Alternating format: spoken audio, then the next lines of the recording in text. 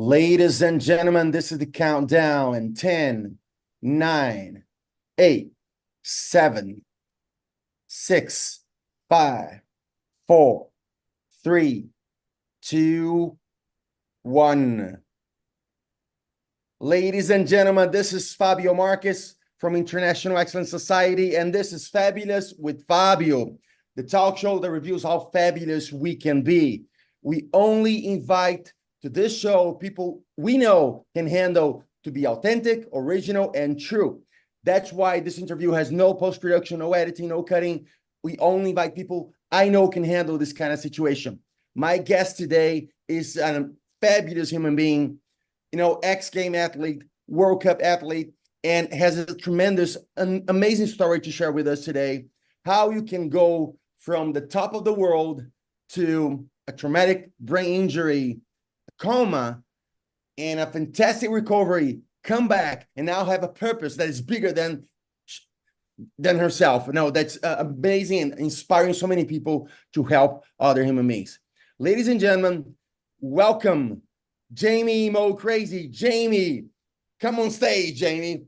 How are you today? Hi, thank you so much for having me. And I gotta say, as a 5 foot flat little person, I hope my dreams are bigger than me. Yes, your dreams are inspiring so many other people, and they are changing the world. So, ladies and gentlemen, listen, this is Jeanee. I had the pleasure to meet Jeanee in one of our networking groups as professional speakers. She's now a professional speaker. She's traveling the world, inspiring people to pay attention to a very important subject. So, Jeanee, the first thing I want to share with my audience, my audience is made of people who dream, people who make a difference, people who want to make a change, a positive change in this world. So they will feel inspired by you today for sure. Tell us a little bit why you do what you did today. What happened to you? Tell us a little bit about your story. I know there's a film, there's a documentary out there. People will know about it today. I know. But from you now, in your own words, how would you describe what happened to you and why you have the purpose you have right now? Yes, so we do have a documentary that you can get tickets to watch at MoCrazyStrong.org. Um, and what happened to me, coming from me, is as a child, I had lots of opportunities. I had opportunities to compete as much and to the highest level that I wanted to in whatever sport I wanted to. And I became a professional athlete that way. And I was traveling the world, competing, going to X Games, breaking world records, like becoming the first in the world to double flip. Well, first female to double flip and first female to flip off of a rail in competition. And so my life was going great. I was climbing up the mountain of life when I was caught in a metaphorical avalanche that slid me down to the bottom. Instantly, I was at World Tour finals, and on landing my second run, a double flip, I caught an edge and I whiplashed my head onto the snow in such a way my brain started bleeding in 8 spots. And I hurt my right brainstem, which instantly paralyzed the right side of my body. And I went into a coma. And so I have no memory of about a week before this accident, no memory of 6 weeks after the accident, because when I woke up, which meant I could open my eyes twice on command in 24 hours, that's waking up. It's not like, hey guys, what happened? I couldn't talk. I couldn't drink water. I couldn't speak. And I had serious amnesia during that time, so absolutely no memory day to day. And then when my memory started to come back, it came back very slowly. But just about as my mind was returning, I had the understanding that in the time when I had no memory and was in the coma, things were happening for me. Things were happening because of my mom's education in early childhood brain development and her master's in psychology. Things were happening. And I was already understanding that my opportunities to recover are what created the recovery. And so then as it went along, especially when I reached the outpatient therapy stage, when most private insurances in the US have a cap for 30 treatments. Mm. And so that means even if you are prescribed more treatments by your doctor, you get cut off. And so you're left with disabilities because you don't have the opportunities to fix them. And so I had a grant from a part Utah is part of a federal grant called the Traumatic Brain Injury Act, which I just went to Washington, D.C. this March to help reauthorize this grant, which was started in 1996 and is up for reauthorization this year. But what it does is it gives states money. And the states have to have a match, but then that money can go for rehabilitation care. So I went 5 days a week to outpatient therapy and graduated from the programs, not getting cut off and being told, okay, well, you had a brain injury, so now you can't do this and you can't do this and you can't do this. It was like, okay, you had a brain injury, and so now we're going to figure out how to get you to do all of this again. So Wow. that's what inspired me to create this nonprofit. We're now a certified 501(c)(3), and all the work that we do is on giving the millions of individuals in the US and multi-millions of individuals in the globe the opportunity to recover from a brain injury. So for you guys listening, just pay attention to a few highlights here. Many times we think, right, something bad happened to us. We are finally thriving and something happened. Do you really think your problems are that big? Imagine you are on top of the world, you are a top athlete, and then you have a brain injury and you can't speak, you can eat by yourself, you can walk, and you have to start all over again. So we have to rethink what we define as a problem, right? So take Jamie's example and really reflect on everything you have been facing as defining as and calling a problem. If there are really problems, if there are really challenges that are beyond your capacity. So many people give up so easily, right? Just because they think, oh, this is bad luck. Something happened to me. This is what happened to Jamie is really something, right? And she's right here and she's doing great. And she's, creating this fabulous project, helping so many people. So please don't give up when you have minor challenges, minor problems. Feel inspired by what we're hearing right now and move on, continue. Another thing I want to stress is she realized that even though she was not conscious, right? Because of her mom's education, something was taking place, something was happening that was decisive for her recovery. And that's why she values education so much about how we can recover from brain injury in general and other disabilities and regain our full capacity to produce, to add value to society. So I commend you for that. I commend your mom as well, of course. And I really, I feel inspired by everything you have done so far. And I'm sorry to interrupt. I just wanted to help my audience see some major points in what you said so far.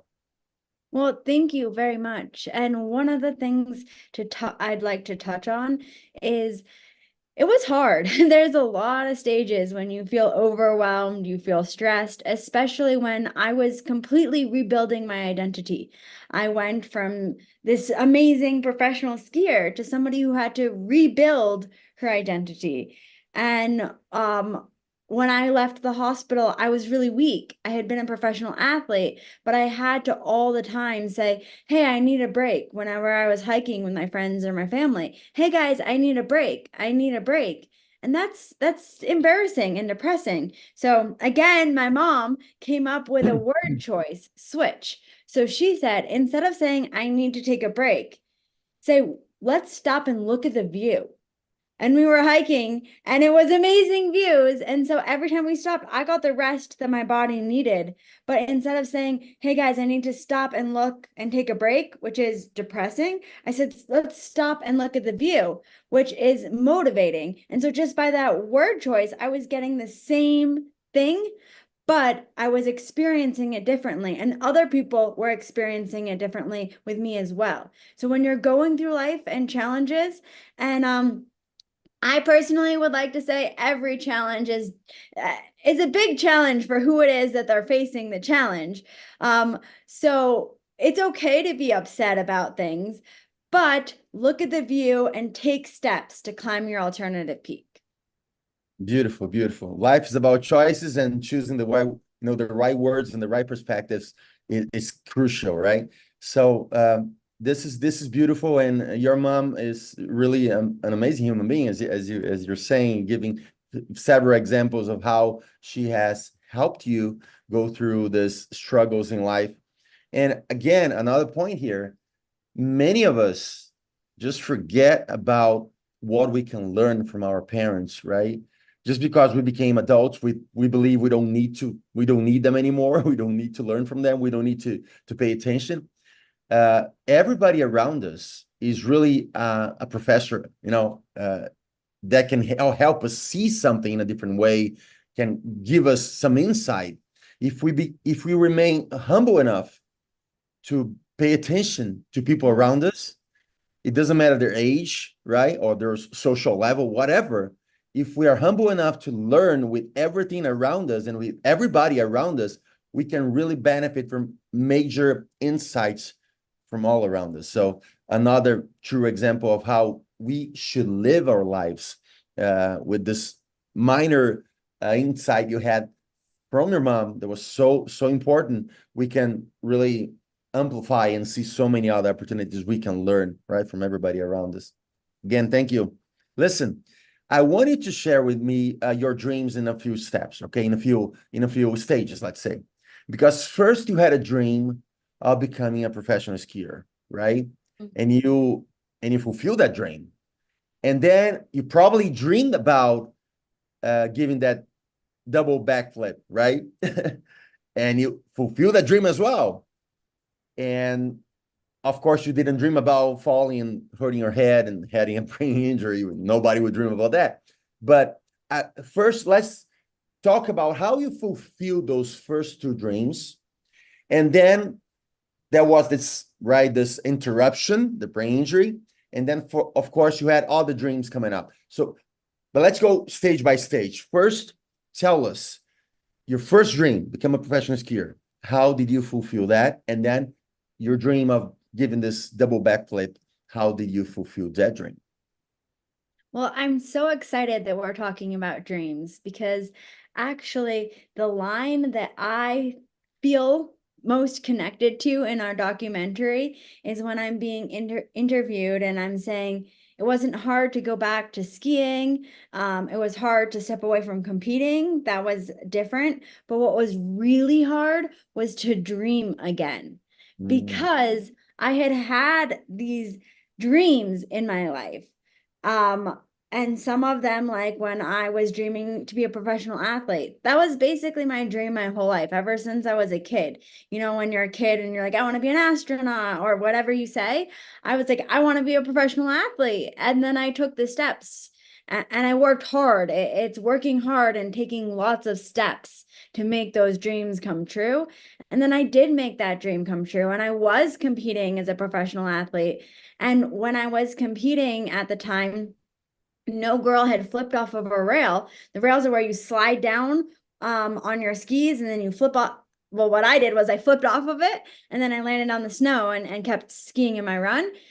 And a lot of people were like, oh, girls can't do that. And I was like, no, I think I can. I can do that. So I did it.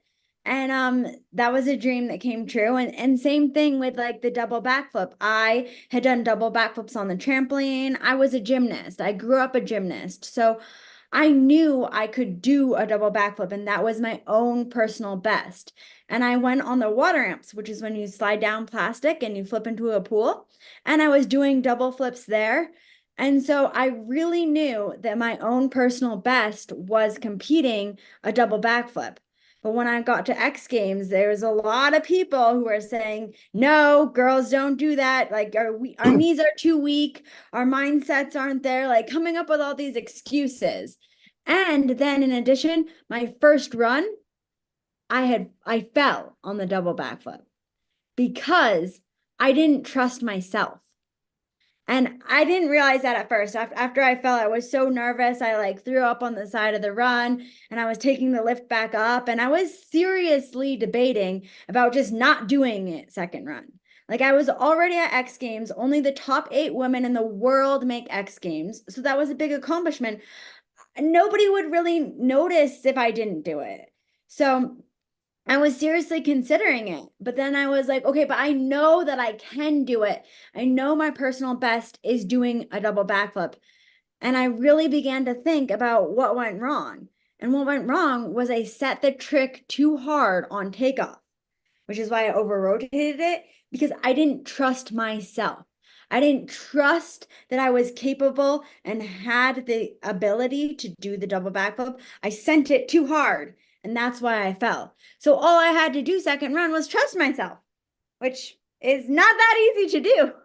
But I did trust myself. And on that trick, I took off and I landed on my feet and I threw my hands in the air. And I was so excited because I had broken the boundary for women doing double flips. And now every woman at the last Olympics who made finals was doing double flips. And our progression has skyrocketed. But I had to go through that dream that I could do it and believe in that dream.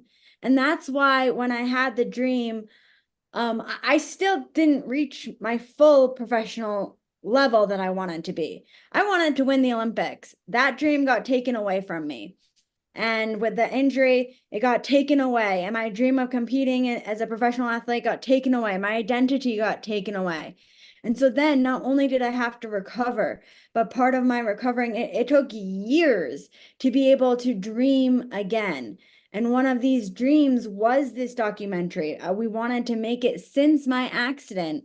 And the fact that we made it and it won multiple awards, we screened it on Capitol Hill in Washington, D.C. Like all the things that it's accomplished was a dream coming true. I mean, I won the best lead role in a film in Italy. And like the fact that I was having dreams come true again was so amazing. But it's hard to keep that trust that your dreams are going to come true when you're in the process of making your dreams come true. For people watching, write down some very important notes. First, dare to dream, right, Jamie? Dare to dream. This is essential for you to realize your full potential. This is essential for you to feel life inside your veins for real, right? Dare to dream. When we don't have dreams, we feel half alive, right? Half dead.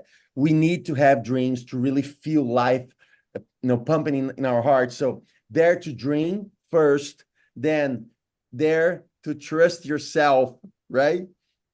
And dare to trust yourself again when you fail. This is key. And when everybody or everything goes wrong, and even if you have your dream taken away from you, dare to dream again, because dreams can take different forms. So we are listening to Jeanee here. So she had a dream. She made one dream come true. She had another dream. She made another dream come true. But then she got a major dream taken away from her, becoming an Olympic champion. And she was able to trust herself again. It was hard, but she trusted herself again. She dared to dream again, a different dream now in a different form. And now she's realizing another dream. So, and Jeanee, she's humble enough to know that she's not a superhuman. She's like any of us, but she is giving her very best every single time in everything she does. And that's why we should be listening to her and feel inspired by her story. We are on this planet to trust ourselves, to dream, to fulfill our dreams, being the best we can be in every situation. That's the only way to live to the fullest, giving your very best in everything you do. Isn't that right, Jamie? Yes. And we actually do a lot of education and talking about your own personal best. So when I was competing, doing my own personal best was breaking world records and boundaries. And then all of a sudden, my own personal best varied dramatically. It became swallowing a glass of water after choking for a week straight. It became passing Rosetta Stone, a language learning app in English, my native language, after I had failed multiple times. So my own personal best had become something that society didn't think was good. They were not impressed with. They did not think was a good best. But by performing at my own personal best, it allowed me to do things like setting a goal to return to skiing. At the time I set that goal, I couldn't walk up the stairs by myself. So practicing walking up the stairs every day with my support, my family. They had me on a gate, a leash for humans, a gate belt. But by setting those goals and actually performing at my own personal best, it allowed me to reach those goals that I set. This is so important. Yes, and I'm very glad you brought this point because sometimes people misunderstand what we say, right? When I say dream, it's not, you don't have to dream like I'm gonna build this amazing hospital or something, or I'm gonna be this #1 artist. Dream can be drink a glass of water without choking. A dream can be, climbing the stairs by yourself. A dream can be hiking without losing your breath, right? A dream is what is a dream for you right now in your situation right now. It can be a small dream for other people. For you, it can be huge, but it's your dream. Dream your dreams, and and pursue your goals, and do what is that you've got to do, but don't give up on what is important to you. This is the main message. And as you're saying, what is your personal best, right? It depends and varies from time to time, depends on the situation you're living right now. But we always have to trust ourselves that we are able to do better than what we're doing. And we can never give up. We have to keep moving on and moving forward. Let's talk about communication, because you are already talking about how you communicate with yourself, your inner dialogue, what kinds of wording you use. And I believe you had to use special kind of inner communication when you were going through recovery, for sure. You probably use that in your head because, as you're saying, we have doubts inside our heads, and we have this negative voice many times. You can never make it. Nobody ever has ever done this, so it's impossible. No, don't try again. You're gonna get hurt. So probably you had to fight those negative voices, especially because you had the accident, right? So you had like a proof. Okay, you see, you tried, you failed, you got hurt. So stop trying, stop dreaming. So you probably had that negative voice very strong and loud, and you had to fight that with a positive voice, right? So tell us a little bit about this fight between the positive voice, negative voice, and of course, how you always manage to make the positive voice win this battle and keep winning, because you're here, and I know you're thriving, you're realizing so many important things. So I know your positive voice is winning. So tell us about this battle a little bit. Well, the battle between the positive and the negative voice is something that definitely is still happening, because it's hard, even if like the statistics show that things are going well, you feel like maybe it's not, because like you mentioned, that big failure was super traumatic, and continued. And the communication between me and myself during the times of the accident was pretty good, actually. I was pretty good at being able to change word choice for everything. Like when people say, I suffered a traumatic brain injury versus I acquired a traumatic brain injury. So just some of those simple word choice switches. But one of the biggest challenges is how long it has been taking to actually feel like I am starting to make a difference and change the narrative. And, certain things like going on stage and giving my acceptance speech in Italy, those are amazing moments. And so it's nice to have those again. But there's so many of a daily grind to get that to happen that at least I kind of judge myself harder than most other people judge me. And one of the things that I do and I'm still doing for that is making an effort to notice when I'm feeling emotionally in a little bit of a slump, to go walk outside, walk my dog, look at the sun, have some tea, doing things that make me feel good. I'm actually really excited. We've been reconstructing our whole house, and the new tub we're gonna get in has jets on the side. And I'm like, yes, my soaks in the with the salt are gonna be so much better, because that's something that I think is important, to like take an effort to take a bath and just relax in there. But find what works for you, because what works for you is not going to be the same thing that works for me. But when you're having slumps, find what works for you and then use that to help shift the slump into ambition and commitment, because we all have slumps, so they're not going to go away. But if you stay in the slump forever, that's when you don't accomplish anything else. That's why nothing actually happens. But if you use that slump to kind of push you and give you momentum to start to climb again, that is what helps you create your goals and your dreams. This is very important. And a lot of people ask me all the time, how can you win this battle between the negative voice and the positive voice? And you just gave us something else. It's not only talking, it's doing something for yourself, it's celebrating. This is small moments, right? Walking the dog, taking a tea, taking a bath, going to the swimming pool, doing something for you as because you deserve, because you have done good, right? And you deserve this moment to appreciate yourself and what you have accomplished. So it's not only talking that will win this battle between the, oh my God, look at this. Did you hear that? Did you hear that? Somebody, well, forget it. Was a very strong noise here. I thought there was something really interesting happening. Anyway, so many people think, okay, what should I talk?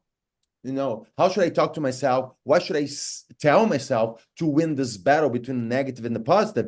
And it's not only talking, people. It's about doing something for you. And it doesn't have to be a huge gesture. It can be just, appreciating the sky, appreciating a glass of wine, or a conversation with a friend without looking at your watch, without time to end. This special moments give yourself proof that you have done something good with your life, that you have accomplished something, and you deserve these little moments of celebration.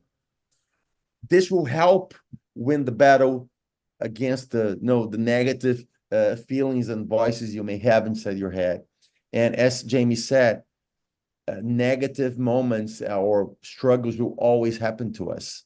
Life is about overcoming those obstacles. Life is about dealing with everything that happened to us, positive or negative, in a constructive way. So the real question is, how can you be constructive in the way you see everything that happens to you? That's how Jamie has been building her life before and after the trauma. She's been always looking for ways to be constructive in the way she speaks and the way she sees the world and the way she does things. And of course, we have to recognize her family's merit as well in this battle and in this journey that she's been building. Jeanee, so good, so good. Tell me something. In your entire life so far, which has been a tremendous life, you're still young, but your life has been like a movie, right? And what are the main 3 lessons you believe you have learned from life until now? So definitely, one of the lessons, which I've already spoken about a little bit, is the value of performing at your own personal best, and how no matter the dramatic changes in your own personal best, if you continue to perform at your own personal best for that day, you will far surpass the expectations that you and other people think are possible. Wow, So, this is key. You say the value, right? The value of performing at your personal best is because you can overcome your expectations. What else do you believe you can gain from having this attitude of always performing at your personal best? I think you can gain finding opportunities that you don't even know exist in your life. Mm-hmm. Because quite often, if people believe that their life is kind of typical or not very successful, they just coast through it and they just perform the minimum that they have to perform at. But that's not performing at your own personal best. So if you switch from performing at the minimum, like making sure you're done working as soon as your time's up, to performing at your own personal best, opportunities will start flowing towards you. Why is that? I think it's because of the vibe and energy that you're giving out, the people you're surrounding yourself with, and just your whole like charismatic attitude. And also, just using the example of my husband, he works at a global ruggedized computer company that he studied manufacturing engineering and physics. So they do a lot of technical details with ruggedized computers that are computers that work in unstable environments. And he always like performs at his own personal best every day at work. So his job might be done at 5 o'clock and you might still see him working at 6:30, and then he keeps getting raises, promotions, put into positions that he likes better because his voice is heard stronger, and so he's getting those outcomes because of his own personal best that he's putting into. And so it's kind of like has a couple of different factors. One is that it's like your charisma, your energy. Two, it's the people you surround yourself with and how they notice that by performing at your own personal best, you're open to more opportunities. Mm-hmm. Um, and so, and it also helps you, like the third thing that I was saying is it helps you overcome boundaries. So Mm-hmm. you might think here's the limit, but if you keep performing at your own personal best, you'll surpass that limit. And then you'll be like, whoa, how did I get so much farther than I expected I was going to get? Because if you just keep performing your own personal best, you're not as focused on the external, yes or no, or stop or go, the external factors. You're really just performing at what you personally can do. You're just trying to be better and better, right? Yeah. So this is what I call personal excellence, because excellence comes from excel, right? Always exceeding your personal limits. So this is personal excellence. You know, performing at your personal best is living personal excellence. And that's why we surprise ourselves how far we can go, because we keep evolving and growing. And sometimes we go beyond our own dreams. And this is also true why we get promotions or get more clients, because uh, the world is desperate for excellence. There's so many mediocrity out there, right? So when you find someone performing at their personal best, you go, oh man, I want to work with that person. I want to give that person more responsibility. I want that person to be my right arm or something, because it's rare to find people performing at their personal best. It's not rare at the Olympics, at the X Games, in sports. People always try, but when they're not really in sports, in this let's call it ordinary, more common world, right? Where people have ordinary jobs, let's say, or common jobs, people tend to think they're not as special because they're not a singer, they're not an athlete, they're just performing administrative jobs, or oh, I'm not as special. Of course you are. You are special if you believe you can be special. If you perform at your personal best, you will become special. That's the key, right? So choose to become special by performing at your personal best every single day, and you will get promotions. You get move faster in life and fulfill your dreams. And your work right now is not just to work; it's a mission, and that mission can be the vehicle you need to fulfill your dreams.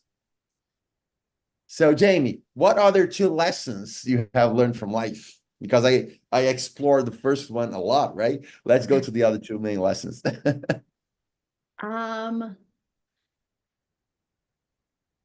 I would say the next lesson that I learned from life is that it's okay to feel bad about things, and it's okay to feel upset, but don't victimize yourself and don't make that state your permanent state. Always climb an alternative peak. And I've learned that every single person, no matter their background, no matter their ability level, no matter anything about them, every single person can build a life they love and can contribute back to society and can be happy and fulfilled if they take steps to make it happen. So you have to believe it. And then you can't just sit on the couch and believe it and be like, it's not happening. You have to believe it. And then you have to set the attainable goals to reach the growth goals and walk up that path. And then you will reach the summit. Perfect. Beautiful, beautiful.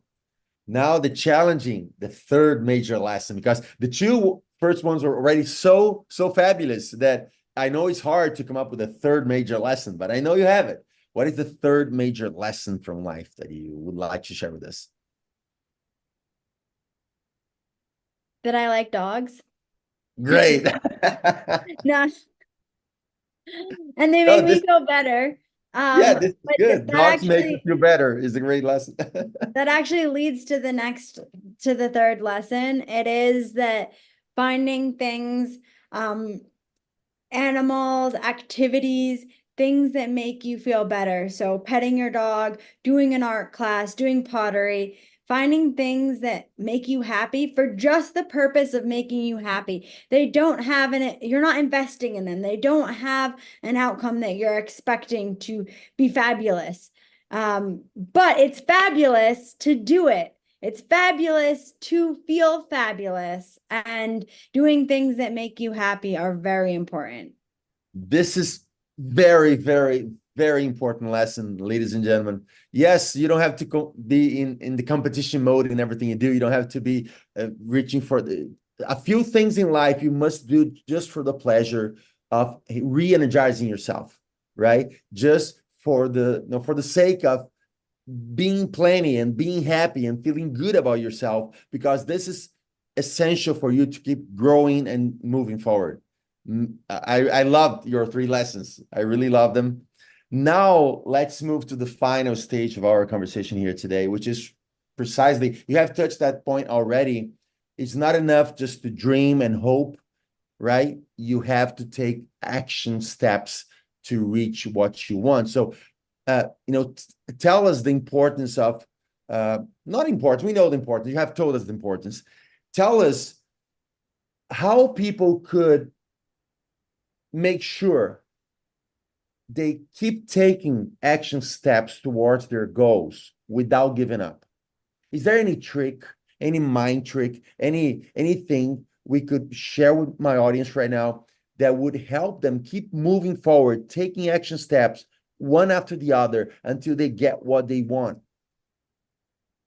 Yeah. So I wish there was like a simple trick. Um, what I would say is commitment. So even on the days when you don't feel like you're accomplishing anything, or you don't feel like you're making the change that you so passionately want to be making the change, just going through it. Go like you don't always every day. I know we have a lot of talks about like you don't want to just repetitively go through the system, and you don't want to do that every day. But some days when you're just feeling like there's no point, just keep going. So keep doing little things. Even if you can't see the direct correlation to how it's helping your big dreams and your big goals. If every day you just keep walking and just keep moving. I use the analogy, like I have multiple times, of climbing up the peak. So even on the days when you're like, there's water in front of you and it's cold and windy, you have to get through the little bit of water. You have to like walk on the rocks. You have to just keep going, or else you're just gonna stay lost in the woods. So you have to just keep going. And I think a lot of that comes from commitment. And also, I would say if you're going and being open to new paths.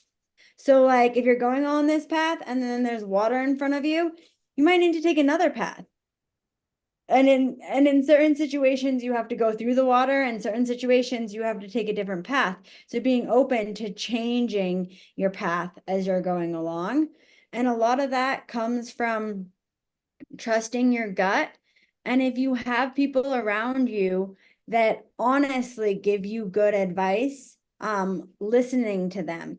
That doesn't mean you have to take every piece of advice they give you. You don't have to change everything, but just being open and receptive to the education behind if you should take an alternative path or if you should go through the water. You have to make those decisions a lot, but you have to keep going. Even if it's through the water or through the path, it's going somewhere. Yeah, I like to explore this. You say commitment. I usually see you must have commitment to two major things, right? To really keep taking the action steps to what you want and to why you want it, right? So, are you committed to what? No, to the destination, to the objective. Is this objective inspiring enough that you can feel committed to it? And then to the why. Why do you want to accomplish that? Is your motive inspiring enough? If it's not, find another motive, right? So you need to have an inspiring objective and an inspiring motive to action. And then you commit to this objective and you commit to this motive and you keep taking action until you close the gap where you are to where you want to be. And as you said, and learning from people, learning no from the mistakes, learning from the little victories, and always moving forward because you have a strong motive and you have an inspiring objective to achieve. Mm-hmm. Jamie, now when people want to learn more from you, if people want to hire you to give a speech, or if they want to watch your movie, give us the action steps we should take right now to find you, to know more about you, to donate to your organization, to help you fulfill your current dream of educating so many people in TBI, traumatic brain injury, so they can live better lives and so on. Give us the website, give us everything. And of course, I'm going to post everything underneath the video here in the description, all the links you need to reach Amy. But tell us, what is the step-by-step to reach you and to help you? Awesome. Well, so our website is mocrazystrong.org, and that's MoCrazyStrong.org. And then my Instagram is Jamie, Jamie, MoCrazy. My LinkedIn is Jamie MoCrazy. And then you can look up MoCrazy Strong Foundation has an Instagram as well. And Perfect. Definitely reaching out. Also sending an email if you are interested in hiring me to come be a speaker and a keynote at your conference. It's speaking, SPEAKING, at MoCrazyStrong.org. So speaking at MoCrazyStrong.org is how you can get in contact with me about speaking. And I would love to deliver a keynote cartwheeling onto the stage, telling you about when my life cartwheeled upside down. And it's a educational entertainment. So it's No, pretty this fun. I know it is, and you are a fabulous human being. It's really an honor for me to have you in my show. Everybody, relax. I'm going to put all the links underneath the video in our YouTube channel, our podcast, and of course, you're going to have easy access to everything that Jeanee just shared with us. You know, Jeanee, just to share with you, yesterday I was giving a speech at a conference, and right after me spoke Daniel Diaz. I don't know about if you know Daniel Diaz. Daniel Diaz is a Brazilian swimmer. He doesn't have any of the arms. He doesn't have one leg. He was in the Paralympics. He is the most successful para Olympics athletes in swimming of all times. He's got 100 medals, Wow. 38 of gold. And so it was a amazing experience. And like yourself, his story is inspiring. And I believe everybody watching this interview here should really pay attention to you, to what you have accomplished already, to what you're doing right now, because you're not only bringing a motivational speech into any conference, you are really changing lives. Everybody who has the privilege of hearing your story and how you manage to go through your struggles and become this champion in life, everyone really paying attention would see their lives being transformed in a very profound way. I'm very honored to be here with you today. I feel blessed by having the chance of meeting you. And I hope we can share a stage one of those days, right? One of these days in the Yeah, future. me too. That would be All so right. fun. So, ladies and gentlemen, replay, watch again how many times you want, share with your friends. This is Fabulous with Fabio. We brought today Jeanee MoCrazy, who is crazy about life and crazy about making a difference. And this is the talk show that can review how fabulous we all can be by performing at our own personal best, pursuing excellence, and making a difference on this planet. Thank you so much. Talk to you guys soon. Bye, Jeanee. Thank you so much.